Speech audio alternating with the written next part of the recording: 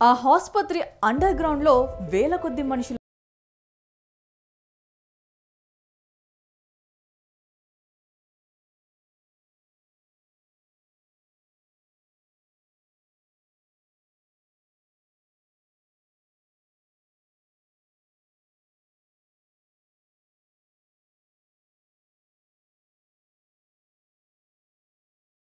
మానవ శరీరంలోని అవయవాలను కళ్ళతో చూసే ధైర్యం ఎవరూ చెయ్యం. వైద్యులకు వృత్తిలో భాగం కాబట్టి వాటిని చూసే అలవాటు వారికి ఉంటుంది. మరి అలాంటప్పుడు వేల కొద్ది మనుషుల బ్రెయిన్స్ ను ఒకే దగ్గర చూస్తే ఎలా ఉంటుంది? అబ్బో, ఊహించుకోవడానికి దృశ్యం భయంకరంగా ఉంటుంది.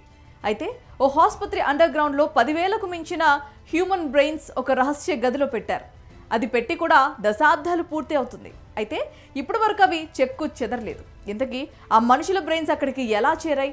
దేనికోసం వాటిని అక్కడ పెట్టడం జరిగింది? ఆ హ్యూమన్ బ్రెయిన్స్ వెనుకున్న మిస్టరీ ఏంటి? Let's watch.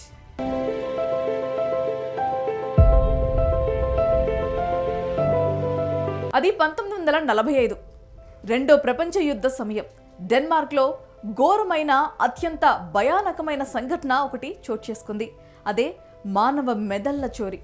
చరిత్రలో కనీవిని ఎరగని ఘటన ఇది. ఇక వివరాల్లోకి వెళ్తే ఆ దేశంలో ఓ సదరన్ డెన్మార్క్ విశ్వవిద్యాలయం అనే పేరు మోసిన యూనివర్సిటీ ఉంది. అందులోని ఓ అండర్ గ్రౌండ్ లో పెద్ద గది ఉంది. అందులో సుమారు 10,000 మానవ మెదళ్లను భద్రపరిచారు. చెడిపోకుండా సురక్షితంగా ఉంచడానికి ప్రత్యేక ద్రవంతో నింపిన తెల్లటి ప్లాస్టిక్ బకెట్లో నిల్వ చేశారు. అయితే దశాబ్దాలుగా అండర్ గ్రౌండ్ లోనే ఉండిపోయిన ఆ బ్రెయిన్స్ వ్యవహారం 2018లో అనూహ్యంగా బయటపడింది. దీంతో ప్రపంచం మొత్తం ఒక్కసారిగా ఉలిక్కిపడింది. దీంతో అప్పుడే ఈ మెదళ్లను ధ్వంసం చేయాలని యూనివర్సిటీ అనుకుంది. కానీ మానవ మెదళ్లకు సంబంధించిన పరిశోధనలో ఈ మెదళ్లకు ఎంతగానో ఉపయోగపడతాయని శాస్త్రవేత్తలు అభిప్రాయం వ్యక్తం చేశారు. ఆ తర్వాత వాటిని ధ్వంసం చేయకూడదని ప్రభుత్వం నిర్ణయం తీసుకుంది. దీంతో వాటిని తిరిగి యూనివర్సిటీలోనే ఓ స్పెషల్ రూమ్లో భద్రపరచడం జరిగింది. అయితే ఈ మానవ మెదళ్లపై పరిశోధనకు ఇవి ఎంతగానో ఉపయోగపడుతున్నాయి. మందులు లేని సమయంలో మానవ మెదళ్ళు ఎలా ఉండేవి, భవిష్యత్తులో మెరుగైన చికిత్సలు ఎలా చేయాలి అనే అంశాల అధ్యయనానికి ఉపయోగపడుతున్నాయి. ఈ క్రమంలో ఆ మెదళ్లను శాస్త్రవేత్తలు అరుదైన సంపదగా భావిస్తున్నారు. ఇక వీటిని చూడాలని శాస్త్రవేత్తలతో పాటు మెడికల్ స్టూడెంట్స్కి కూడా మాత్రమే అనుమతిస్తూ ఉంటారు. అదేవిధంగా ఈ మెదళ్లపై జరుగుతున్న పరిశోధనలకు సంబంధించిన ఆర్టికల్స్ను యూనివర్సిటీ వెబ్సైట్లో కూడా పెడతారు.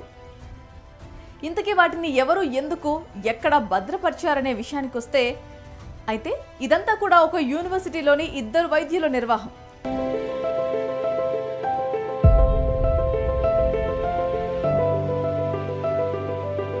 అయితే వీళ్ళిద్దరూ కూడా మానసిక ఆరోగ్యం గురించి అధ్యయనం చేయాలనుకున్నారు. మానవ మెదళ్లను పరిశీలిస్తే మనుషులు ఎందుకు బాధపడుతున్నారు, వాళ్ళు భయపడటానికి కారణాలేంటి, ఇదే విధంగా మనుషులు సంతోషపడినప్పుడు వారి మెదడులో జరిగే ప్రక్రియ ఎలా అనే విషయాలపై పరిశోధన చేయాలనుకున్నారు. దానికోసం మానవ మెదళ్ల సేకరణ మొదలుపెట్టారు.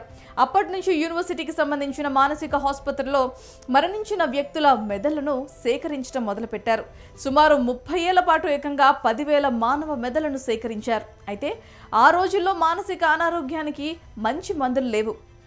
రోగుల గురించి అంతగా పట్టింపులు ఉండేది కాదు. కుటుంబాలు కూడా డాక్టర్లను ప్రశ్నించేవారు కాదు. చనిపోయిన తర్వాత వారి శరీరాల నుంచి మెదళ్లను తీశారనే విషయాన్ని కూడా గమనించేవారు కాదు. అందుకే డాక్టర్లు వారి మెదళ్లను తీసి హాస్పిటల్ అండర్ గ్రౌండ్లో భద్రపరిచేవాళ్ళు. చాలా సంవత్సరాల పాటు అండర్ గ్రౌండ్లో మెదళ్లను దాచి ఉంచారనే విషయం కొద్ది మంది శాస్త్రవేత్తలకు మాత్రమే తెలుసు. వాళ్ళు విషయం బయటికి రానికుండా వీళ్ళు అన్ని జాగ్రత్తలు తీసుకున్నారు. దీంతో చాలా కాలం పాటు ఆ హ్యూమన్ బ్రెయిన్స్ అండర్ గ్రౌండ్స్ లోనే ఉండిపోయాయి.